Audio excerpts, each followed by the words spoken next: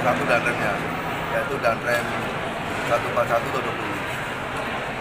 Yang mana serah terima ini memang ya Pak Budi sudah setahun pertama dan akan menempati tugas ke Mabes Angkatan Darat.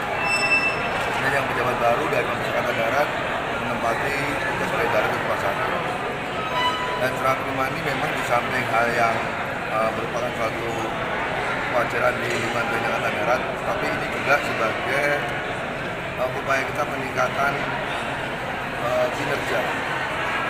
Karena harapan saya dengan adanya Darim yang baru nanti lebih meningkat kinerjanya. Walaupun yang lama juga sudah bagus. Apalagi ini sedang dalam tahapan untuk menghadapi pemilu 2024. Jadi harus ekstra keras, menyiapkan satu satuan. Kalau kita lihat Korem 141 ini wilayahnya luas sekali.